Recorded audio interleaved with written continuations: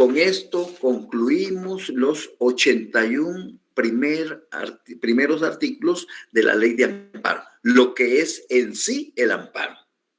La hoja 10 contiene capítulos 9, 10 y 11, que son aclaración y ampliación, o cursos y disposiciones varias.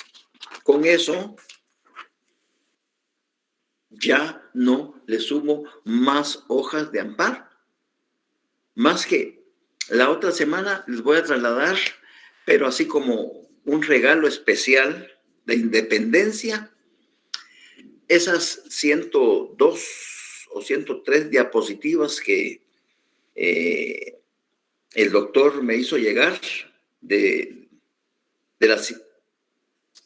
su libro del amparo, y yo se los ofrezco trasladar la próxima semana como un obsequio para que ustedes lo tengan en su drive o en la memoria. Ahí está su libro sintetizado, y mucho de lo que estamos hablando y vamos a platicar del amparo, él lo tiene en diapositivas, porque son... Muchas gracias, Lic. No le sirve. Es decir, yo no me puedo quedar con algo que me han obsequiado. No, ustedes son los destinatarios. ¿A cuenta de qué me voy a quedar yo con...? No, ustedes son los mejores destinatarios. Esto, gracias, Freddy, esto es el Diario de Centroamérica. Esto es el Diario de Centroamérica. Y como están en una carrera, gracias, Michelle, en una carrera donde tienen que estar actualizados, ¿ya? Entonces, este Diario de Centroamérica fue publicado el jueves 1 de septiembre de este año. La semana pasada, el jueves. Y en el sumario, aquí está el sumario, es decir, el sumario es la síntesis de las mejores, de lo más importante, publicaciones legales que la edición trae. En esta edición encontrará organismo legislativo, Congreso de la República, acuerdo número 1422, organismo ejecutivo, Ministerio de Trabajo y Previsión Social, acuerdo gubernativo tal, Ministerio de Energía y Minas, acuerdo gubernativo tal, acuerdo ministerial tal, Ministerio de Gobernación, acuerdo ministerial tal, Ministerio de Economía tal. Publicaciones varias, o sea, es un resumen de lo que contiene el diario. Pero se los traje por lo siguiente. Los que quieran suscribirse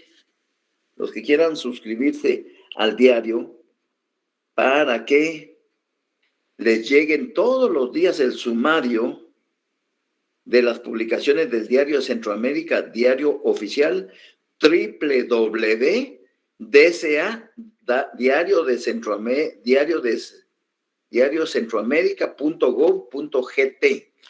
Ahí ustedes escriben que quieren que les participen de todas las publicaciones de lunes a viernes que el Diario Centroamérica realiza, y ya los toman en cuenta y les llegará a su correo todos los días. Un potencial y un futuro abogado o una futura abogada y notaria tiene que estar enterada de las publicaciones que se hacen por parte de las autoridades, y que el único diario que las va a publicar es el Diario de Centroamérica, o sea, el diario oficial. Oficial porque los organismos, las instituciones del Estado la utilizan para sus publicaciones. Y entonces dice organismo legislativo, Congreso de la República de Guatemala, acuerdo número 14-2022. El Congreso de la República de Guatemala, considerando que con fecha 4 de agosto del 2022, el Congreso de la República emitió el decreto número 39-2022, que aprueba la Ley de Prevención y Protección contra la Ciberdelincuencia, mismo que según lo preceptuado en el artículo 125 de la Ley Orgánica del Organismo Legislativo, decreto número 63-94 del Congreso de la República, fue remitido a los señores diputados.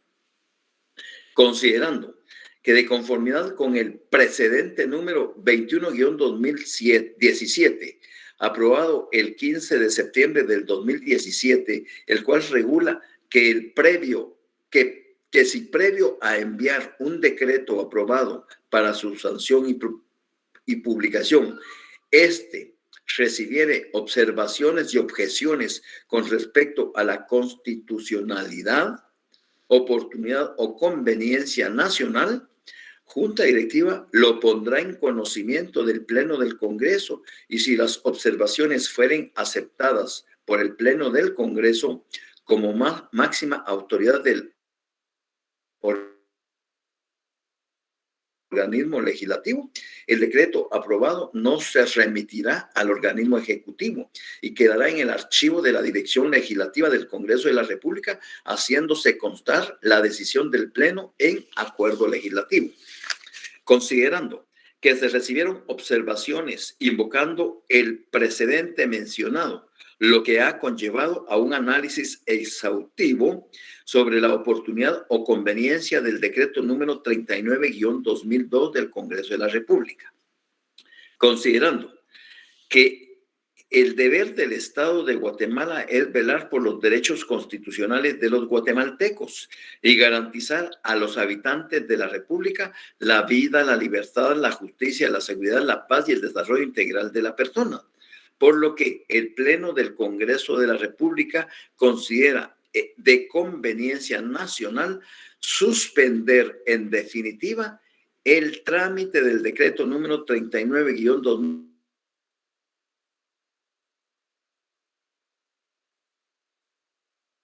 garantizar el bien común y cumplir con los deberes de la República de Guatemala le impone a todos los organismos del Estado. Por tanto, en ejercicio de las atribuciones que le confiere el numeral 9 del artículo 106 de la Ley Orgánica del Organismo Legislativo, decreto número 63-94, y con fundamento en lo dispuesto en el precedente número 2-2017, ambos del Congreso de la República, acuerda.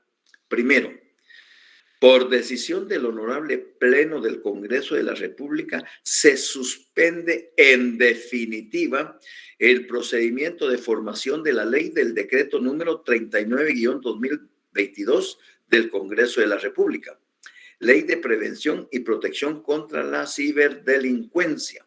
Como resultado de lo anterior, se instruye a la Junta Directiva observar la no remisión del mismo al organismo ejecutivo. Segundo, se ordena el traslado del decreto número 39-2022 del Congreso de la República al archivo legislativo de la Dirección Legislativa, poniendo de ese modo fin inmediato y en definitiva al procedimiento de formación de la ley del citado decreto, a efecto que no cobre efecto jurídico alguno. Tercero, el presente acuerdo entra en vigencia inmediatamente y será publicado en el Diario Oficial, emitido en el Palacio del Organismo Legislativo de la Ciudad de Guatemala el 24 de agosto del 2022. Elegibles 3 firmas: Schiller Johanna Rivera Saldaña, presidenta; Maynor Gabriel Mejía Popol, secretario; Julio César Longo Maldonado, secretario. Ahí están las firmas ilegibles. Ese es el procedimiento. Ustedes, como futuros abogados y abogadas, deben de saber que también cuando un proceso de creación de leyes no culmina por decisión voluntaria o por presión social, entonces esto que se desgastó el Congreso en 3 sesiones diferentes y aprobado, al final, trabajo por gusto. ¿Qué hacen con él? Lo van a archivar. ¿Por qué? La presión popular y la presión social se hizo sentar. Y como los señores diputados no son tontos, si pasamos esa ley y la enviamos al Ejecutivo, entonces el presidente se va a dar el paquete, óigase bien, el presidente se va a dar el paquete de vetarla. Y nosotros vamos a quedar mal frente a los ciudadanos, frente a la población. Entonces, para que no pase eso, mejor nosotros demos marcha atrás, reconozcamos que metimos la pata, pues, pero ya no le damos votos al presidente para que él salga en cadena de televisión y atendiendo a la protección de los guatemaltecos y del bien común. Vete el decreto 39 porque no favorecía los intereses de la población. Y entonces el hombre ya queda chilero. Vean cómo frenos y contrapesos es una asquerosidad lo que se maneja. Es una asquerosidad. Y luego las redes sociales comienzan bla, bla, bla, bla, y los net centers bla, bla, bla, bla. No creamos lo que dicen las redes sociales. No creamos lo que dicen los noticieros. Pero bueno, se los leí, me tomé la molestia de leérselos porque ustedes tienen que estar imbuidos del quehacer profesional del abogado y notario. Eso es de todos los días el Diario de Centroamérica, de lunes a viernes, hace ese tipo de publicaciones, algunas de trascendencia como esas, para nuestro acervo cultural, ¿ya? Algunas como estas para nuestro acervo cultural, ¿ya? Otras que solo son que se autoriza la personalidad jurídica de la Iglesia Evangélica tal y tal, que taca, o sea, pero cuando son de interés, el abogado, la abogada tiene que estar atento. Bueno, ya les hablé entonces de la hoja 10 y del decreto 39-2022 que al final no cumplió su cometido. Los medios de comunicación en su momento explotaron el morbo y todo, y entonces ya nadie quería enviar mensajes porque nos iban a controlar. No, si de todos modos nos tienen controlados. De todos modos nos tienen controlados. No solo por el Estado de Guatemala, sino por la inteligencia de los Estados Unidos a través del consulado y de la embajada gringa. Lo que hacemos o dejamos de hacer, ellos están súper enterados de cada uno de los 17 millones de habitantes que formamos este país. Eso que no les quepa la menor duda. ¿Ustedes creen que no, que estas clases no las observan, no las graban?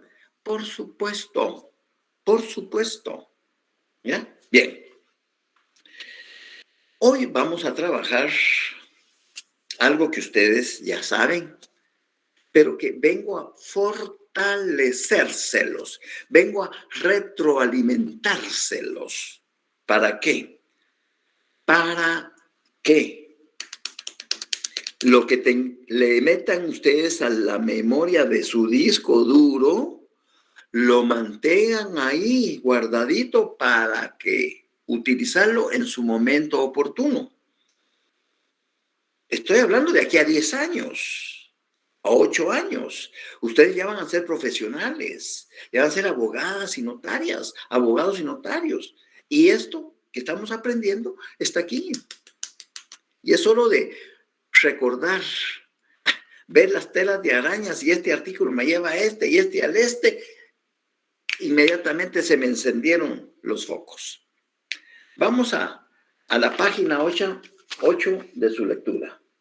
Página 8 que habla de los principios a observarse para un correcto planteamiento del amparo. Numeral 5. ¿Ya?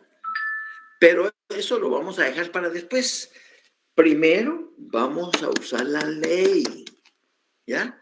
Siempre referente al mismo tema.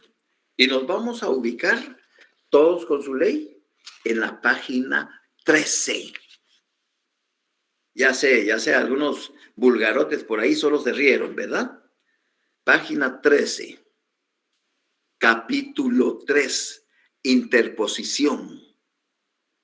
Estamos hablando de la interposición de la acción de amparo, del proceso de amparo. Hay una llamadita ahí, 41, y esa es la que nos permite hacer la introducción de la clase del día de hoy. Llamada 41. Y ahí está a destajo. Subrayen esto, por favor, que ahora lo explico. Existen 3 presupuestos procesales o requisitos previos para que proceda la acción de amparo. A. Legitimidad. Individualizar correctamente a los sujetos activo y pasivo. Individualizar correctamente a los sujetos activo y pasivo. En otras palabras,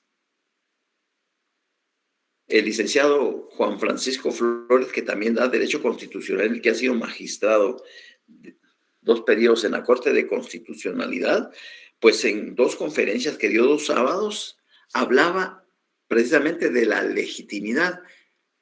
Y me gustó el concepto, porque debe de existir coincidencia entre sujeto activo, que es el que promueve el amparo, y sujeto pasivo, que es en contra de quien se promueve el amparo. Debe haber una coincidencia. Eso es la legitimidad. Debe haber una coincidencia. Si regresamos, es decir, si nos vamos al artículo 25, para que ustedes lo tomen en cuenta, habla de una legitimación activa del Ministerio Público y del Procurador de los Derechos Humanos. El Ministerio Público y el Procurador de los Derechos Humanos tienen legitimación activa para interponer amparos a efecto de proteger los intereses que le han sido encomendados. Eso, por mandato legal, esas 2 instituciones tienen coincidencia en la legitimación activa. Siempre van a ser sujetos activos en el amparo. Bueno, pero sigamos con la llamada 41. Legitimidad, individualizar correctamente a los sujetos activo y pasivo. Ahora, vayámonos a su hoja número 10, para que 10 literal C, subrayenla también, que dice principio de agravio personal y directo, íntimamente relacionado con la legitimación activa del solicitante de amparo y la legitimación pasiva de la autoridad contra la que se solicita amparo, requiere para su observancia C.1 que aquel quien solicite amparo se le haya causado un agravio personal y directo, pues es ello lo que le legitima para ejercer la acción constitucional, pues en el amparo no existe la acción popular. Es decir, el amparo es personal. Claro, puede ser que un sindicato, por medio de su presidente, accione de amparo, resguardando intereses de todos sus afiliados. O un secretario general de un partido político accione de amparo de todos los afiliados. Pero el amparo se tramita de manera independiente, no respetando, o por lo menos en Guatemala, no se da un amparo que tenga características de amparo popular. No, ¿ya? Pues el amparo no existe, en el amparo no existe la acción popular. Siempre el presidente de la Junta Directiva del Colegio de Abogados o el presidente del sindicato o el presidente o el secretario de un partido van a accionar representando intereses de sus afiliados, pero lo van a hacer no como acción popular, porque la acción popular en el amparo doctrinariamente no existe. Bien. C.2. Que haya sido autoridad contra la que se acude en amparo la que de manera directa haya causado el agravio cuya reparación solicita quien promueve la acción constitucional. ¿Qué es eso? Coincidencia. Coincidencia. Estoy leyendo la página 10 de tu comprobación de lectura de las incidencias procesales del amparo. O sea, estoy combinando el artículo 19 y 20 para servirte, José, con la hoja 8, 9 y 10, para que vayamos de la mano de una vez superando el contenido.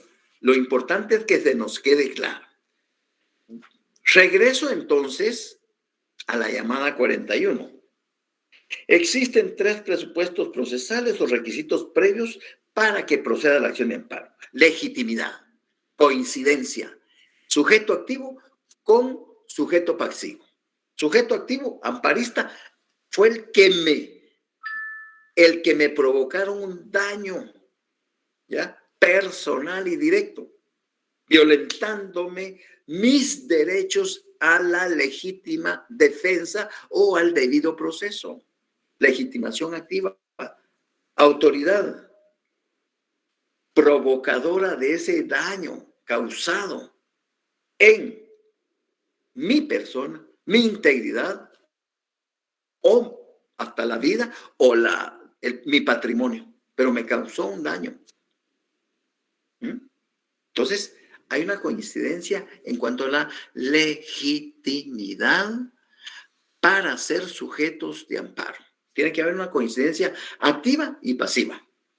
Olvidémonos de que siempre el Procurador de los Derechos Humanos y el Ministerio Público en la Fiscalía de Asuntos Constitucionales siempre van a tener por mandato legal legitimidad activa. Siempre, siempre. B. Temporalidad. Debe interponerse dentro del plazo establecido en el artículo 20 de esta ley. Bueno, leamos el artículo 20 de la ley. La petición de amparo debe de hacerse dentro del plazo, no está diciendo término. Cuando habla de plazo son días corridos, sábados, domingos, feriados, asuetos, bla, bla, bla. Cuando habla de término, no cuentan los fines de semana, sábados y domingos, esos no se cuentan en los términos. En el plazo son días corridos. La petición de amparo debe hacerse dentro del plazo de los 30 días siguientes al de la última notificación al afectado o de conocido por este el hecho de que a su juicio le perjudica. Sin embargo, durante el proceso electoral y únicamente en lo concerniente a esta materia, el plazo será de 5 días. Expliquémoslo. Este año, ahorita no se ha convocado a elecciones, pero la ley del Tribunal Supremo Electoral permite a los dirigentes partidistas de los partidos legalmente inscritos y o que están por inscribirse a hacer proselitismo. Están en derecho. A finales de este año, en noviembre me parece, La máxima autoridad electoral, es decir, el Tribunal Supremo Electoral, convocará a través del diario oficial,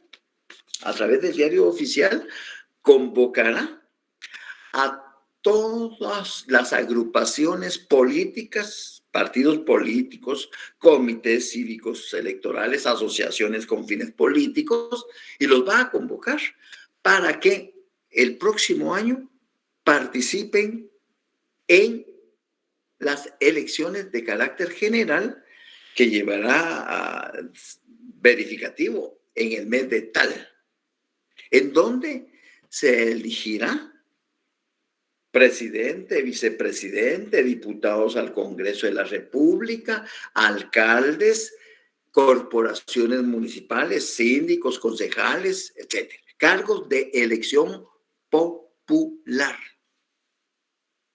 Entonces, una vez abierta, vigente la convocatoria, cualquier ciudadano que considere que le han sido atropellados sus derechos cívicos y políticos puede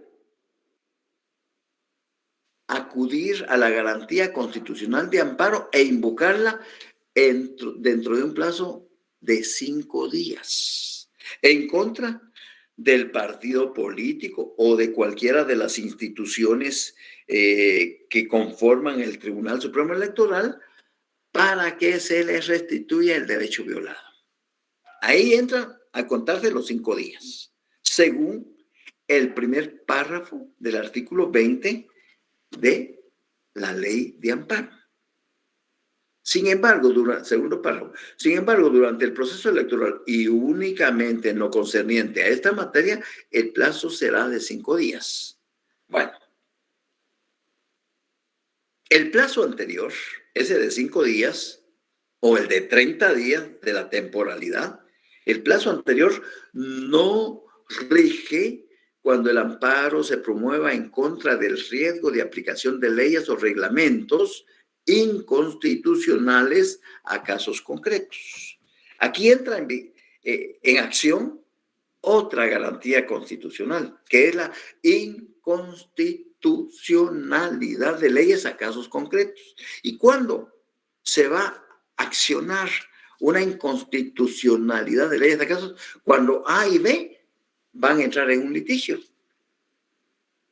Puede ser un juicio ordinario de divorcio, un juicio sumario de desocupación, un juicio oral de alimentos, un juicio ejecutivo, cualquier clase de juicio, o puede ser en materia administrativa. O puede ser en materia administrativa. Entonces, el plazo no rige cuando el amparo se promueve en contra del riesgo de aplicación de leyes o reglamentos. ¿Acaso se está ventilando un proceso entre el actor y el demandado? Y uno de ellos le solicita al tribunal, al juez, por favor, al resolver, no me aplique X o Y artículo, porque eso, al hacerlo, va a violentar mi derecho a la legítima defensa o al debido proceso. Entonces, ahí nos rige el plazo de los 30 días. Queda abierto el plazo del amparo para ellos solo en ese caso concreto, porque se está discutiendo una situación de leyes, por aplicación de leyes o reglamentos de carácter inconstitucional. Entonces, ahí queda abierto la temporalidad para esos sujetos procesales. Y luego, entonces ya pueden acudir de amparo. Entonces dice, el plazo anterior no rige cuando el amparo se promueve en contra del riesgo de aplicación de leyes o reglamentos inconstitucionales a casos concretos, así como la posibilidad manifiesta de que ocurran actos violatorios a los derechos del sujeto activo. Bien, sigamos con la llamada 41. Existen 3 presupuestos procesales o requisitos previos para que proceda la acción de amparo. Legitimidad. Individualizar correctamente a los sujetos activos y pasivos. temporalidad, individualizar correctamente a los sujetos activo y pasivo de esta ley. Y C, definitividad. Se deben haber agotado todas las vías y recursos ordinarios, judiciales y administrativos. ¿Qué dice el artículo 19? Regresemos al artículo 19. Conclusión de recursos ordinarios. Allí, por favor, a un lado pongan un asterisco y pónganle definitividad procesal. Y una flechita que diga ver harto 10, literal H, de esta ley. Ver harto, harto quiere decir artículo, ver harto 10, H, literal H, de esta ley. Esa es su tela de araña. ¿Por qué? ¿Qué dice el artículo 19? Conclusión de recursos ordinarios. Para pedir amparo, salvo casos establecidos en esta ley, deben previamente agotarse los recursos ordinarios, judiciales y administrativos por cuyo medio se ventilan adecuadamente los asuntos de conformidad con el principio del debido proceso. ¿Ya? Y hay una llamada ahí, 42, que dice, este es el requisito previo para la procedencia del amparo conocido como principio de definitividad, que establece la necesidad de haber agotado todas las vías y recursos ordinarios, judiciales y administrativos. Y luego, amárrenlo con el artículo 10, literal H de la ley. Regresemos al artículo 10. Y ahí en el artículo 10, póngale ver artículo 19 de la ley. Esa es la tela de araña. Ve un asterisco, ve el artículo 19. De aquí a 10 años que ustedes ya estén graduados, si Dios lo permite, y sean abogados y notarios o abogadas y notarias, y ustedes van a sacar su ley, estas telas de arañas inmediatamente los van a hacer regresar a su texto paralelo, van a ir a buscar su texto paralelo y a refrescarse un poquito para sentirse fortalecidos en el planteamiento del amparo que van a interponer. Dice el artículo 10, procedencia del amparo. La procedencia del amparo se extiende a toda situación que sea susceptible de un riesgo, una amenaza, restricción, modalidad preventiva, o violación a los derechos que la Constitución y las leyes de la República de Guatemala reconocen, ya que dicha situación provenga de personas o entidades de derecho público. Modalidad separadora. Literal H. En los asuntos de los órdenes judicial y administrativo que tuvieran establecidos en la ley procedimientos y recursos por cuyo medio puedan ventilarse adecuadamente de conformidad con el principio jurídico del debido proceso. Si después de haber hecho uso el interesado de los recursos establecidos por la ley, subsiste la amenaza, restricción o violación a los derechos que la Constitución y las leyes garantizan. Y hay una llamadita ahí, la número 23, que dice, se hace referencia al presupuesto procesal de definitividad que establece la necesidad de haber agotado todas las vías y recursos ordinarios, judiciales y administrativos. Y todavía nos manda ver el artículo 19 de esta ley. O sea, más claro no canta un gallo. ¿Ya?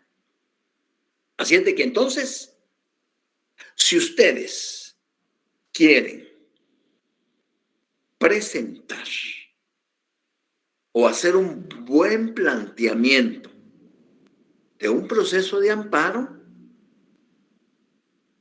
requisito sine qua non, aparte del artículo 5, todos los días y horas son hábiles, y de los principios, los 9 principios que los primeros 7 artículos no señalan, usted tiene que tener muy claro la definitividad, la temporalidad y la legitimidad, esa coincidencia entre sujeto activo y sujeto pasivo en el proceso de amparo.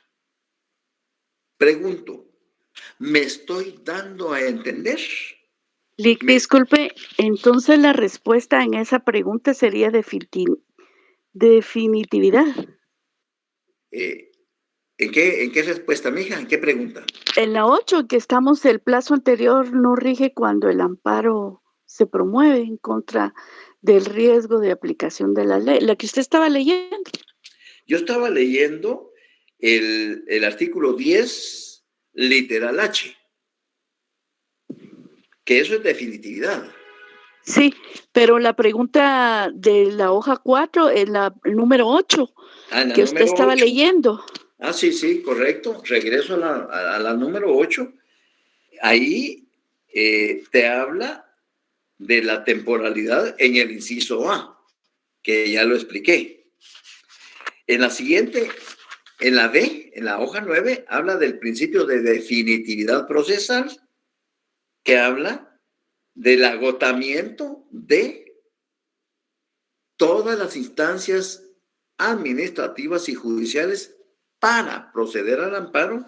Y en la hoja 10 habla del principio de agravio personal y directo.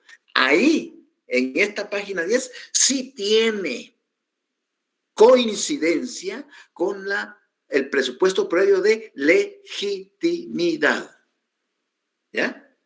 Debe haber una coincidencia entre quien provocó el daño y quien sufrió el daño. Entonces hay una legitimación activa para quien sufrió el daño y una legitimación pasiva para quien provocó el daño. ¿Me diría entender, Silvana? Chile, gracias. Muy bien. Pregunto, ¿alguna otra duda? ¿Alguna otra duda? ¿Estamos bien? Sí, licenciado. Muy bien. Bueno. Eso. Ustedes grábenselo en su disco. Esta ley cambiar por muchos años. Le harán alguna otra reforma, pero sin importancia. Entonces ustedes, aparte de tener claro lo que es el impulso de oficio, de los principios procesales, tienen que tener en cuenta los presupuestos previos para un buen planteamiento del proceso de amparo. Temporalidad, legitimidad, definitividad. Hay muchos colegas, por supuesto, no soy quien para juzgarlos, pero lo primero que acuden ante su cliente es: no tenga pena, vamos de amparo, no se preocupe. Y han pasado 60 días, han pasado 70 días, y todavía le dan la leve esperanza al cliente de que van a invertir el daño provocado por la autoridad cuando ya han pasado 60, 70 días. Uno tiene que ser correcto y saber, mire, discúlpeme, pero aquí precluyó su derecho. Usted tenía 30 días. Sí, pero fíjese que mi mamá se enfermó y la tuve que hospitalizar y estuvo 15 días en el hospital luego y ahí se me... Sí, señora, pero lamentablemente no quiero darle falsas expectativas y robarle su dinero porque, mire, para comenzar usted le voy a cobrar para iniciar 5,000 quetzales, pero me trae 3,000 y yo comienzo a trabajar. Pero soy consciente y estoy fuera de tiempo. Usted tenía 30 días corridos para haber planteado esa acción de amparo, señora. Entonces no puedo. Le voy a robar y no me voy a sentir bien conmigo mismo. Mejor le digo la verdad. Si allá afuera alguien le ofrece solventar su situación, lo que va a ir a hacer es perder su dinero. Pero mi obligación es decirle la verdad, porque para eso estudié en la Universidad de San Carlos. Usted me conoce. Entonces, no por ganarme o robarle 3,000 quetzales, yo le voy a dar falsas esperanzas de que esto va a prosperar. Precluyó su derecho, señora, precluyó. La temporalidad dice 30 días después de haber sido notificada. De aquí llevamos 62 días, señora. No procede. Yo cumplo, ya cumplí, allá usted, ya eso. ¿Y qué procede? Nada. En este caso, precluyó. La honestidad, la ética.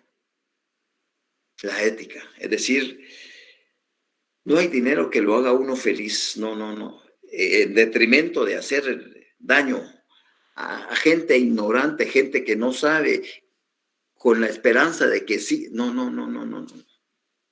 La otra vía, pues mire, la otra vía sería, bueno, la vía ordinaria probablemente. Hay que buscar un buen civilista que tenga experiencia en juicios ordinarios y entonces plantearlo por ese lado, ¿ya? Para ver si con el transcurso del proceso podemos, en una de las tantas resoluciones, invocar el amparo. Pero si nos vamos al proceso de amparo, realmente no cabe. Y es mejor ser honesto. Es un consejo que les doy, ¿verdad? Bueno. ¿Dudas, preguntas? Licenciado, buenas tardes. Buenas tardes, Elizabeth. Después de los que hayan pasado los 30 días, ya no se puede pedir la ley de amparo, dijo, ¿verdad? Es decir, si realmente se agotaron instancias que el abogado, por decirte algo, interpuso recurso en contra de la sentencia, apeló la sentencia, la apelación de la sentencia subió al Tribunal Jerárquico Superior, el tribunal resolvió y confirmó el fallo de primer grado y notificó a los sujetos procesales. Ahí, y no cabe la casación, ahí terminó la etapa procesal de ese proceso. Ahí terminó. Y ahí es donde, como se agotaron las instancias administrativas y judiciales, se da la definitividad procesal. Y como se dio la definitividad procesal, eso me permite acudir de amparo dentro de los 30 días siguientes a haber sido notificado el último de los sujetos procesales de ese proceso. Pero ya pasaron 60 días. Ahí precluyó para esta persona que la sentencia le fue desfavorable en primera y en segunda instancia. Fue desfavorable el fallo para ella. Precluyó en acudir de amparo. Porque no lo planteó dentro del plazo de 30 días a partir de la última notificación. Ya no cabe nada. Así de sencillo. Gracias, licenciado. Ahí ya no habría nada, ¿verdad? Ya No, nada. no. Solo el recurso de llanto Gracias, ante la licenciado. Corte Celestial. ¿Ya? Gracias. Por eso tienen que ser ustedes muy cuidadosos. Ustedes tienen que ser muy, muy cuidadosos, muy quisquillosos y ordenados y responsables y honestos. Mire, señora, disculpe, mire, no procede, no, mal haría en cobrarle o en seguirle una causa perdida. Mal haría en hacerle una causa perdida. ¿Ya? Muy bien, vamos bien, ¿verdad? Nos estamos dando a entender, ¿verdad?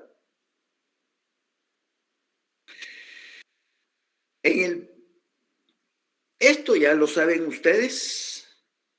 Aspectos, numeral 6, aspectos a tomarse en cuenta en el acto de iniciación del proceso de amparo. Ya saben ustedes que un proceso de amparo se inicia con la demanda, punto. Y que la demanda, como ustedes tienen en su ley, Artículo 21, requisitos de la petición.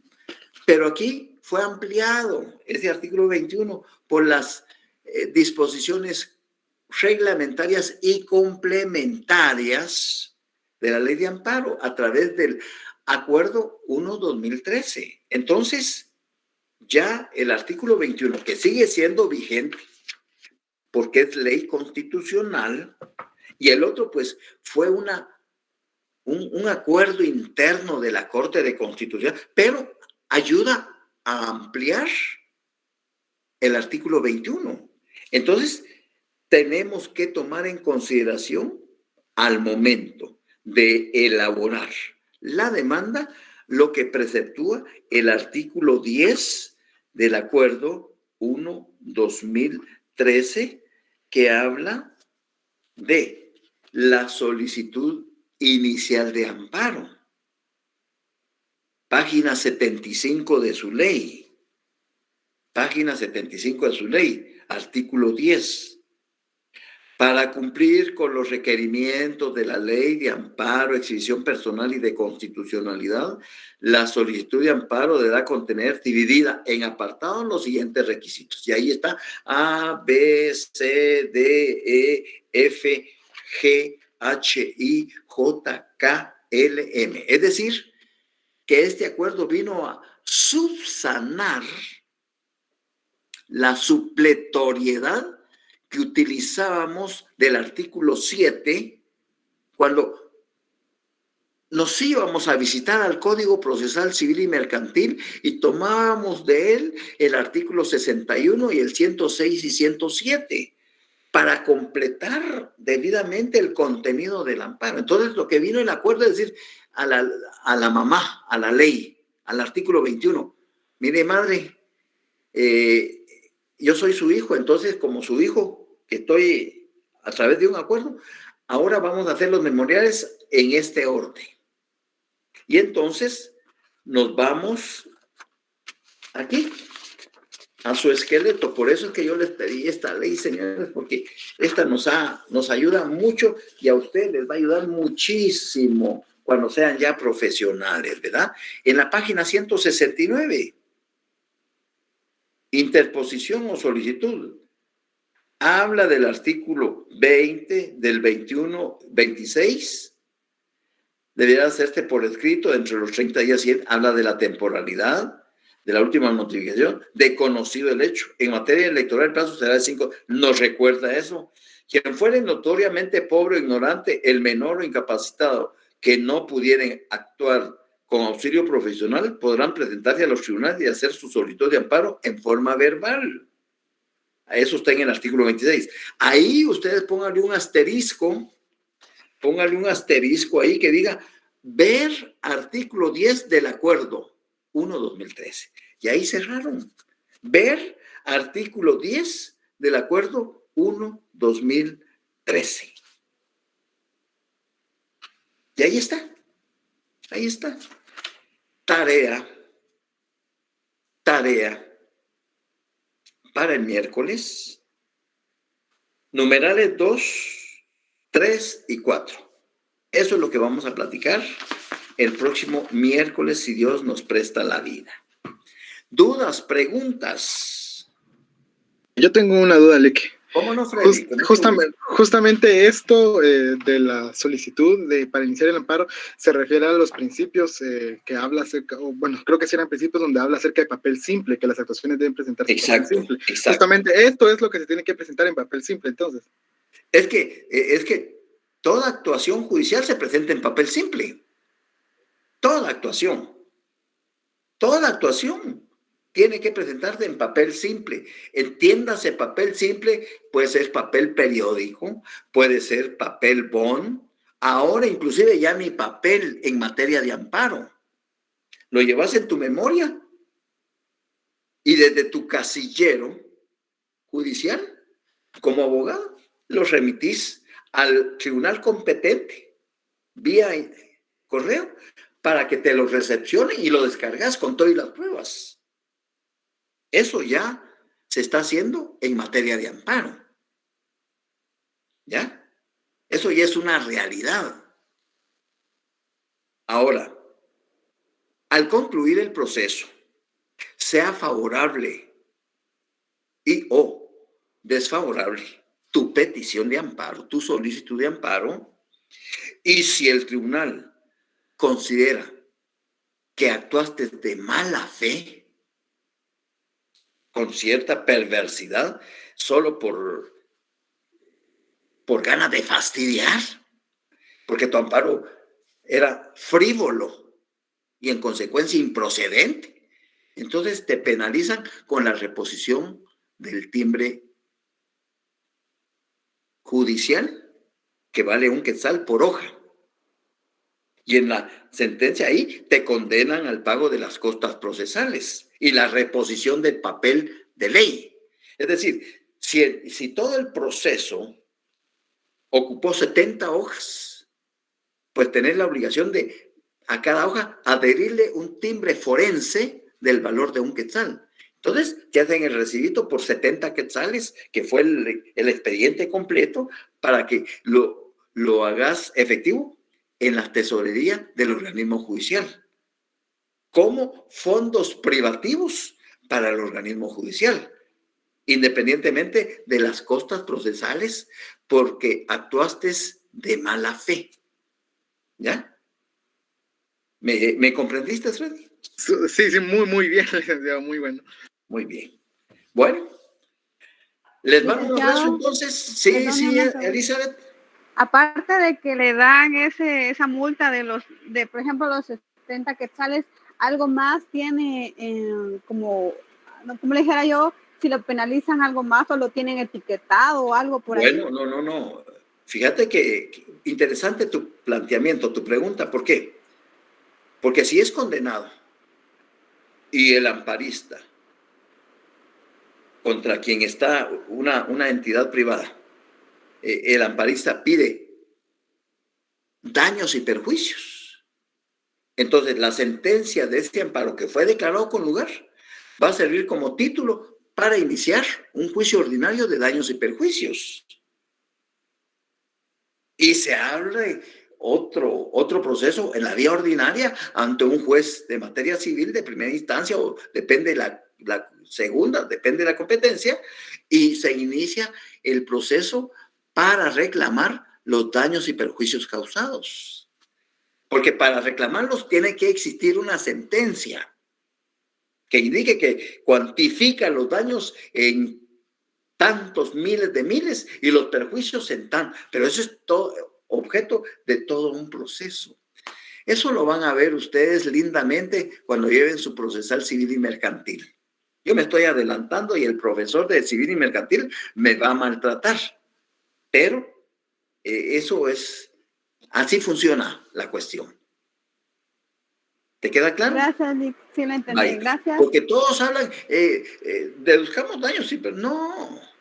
Para cobrar daños y perjuicios tiene que haber una resolución final dictada por el juez, el tribunal que sea, en donde declara, los cuantifica los daños en X cantidad y los perjuicios en X cantidad. Entonces, eso ya es juicio, eso es esa certificación de esa sentencia y es título ejecutivo. ¿Y qué procede? Ejecutarlo en la vía de apremio. Pero eso ya es materia de otro proceso ejecutivo.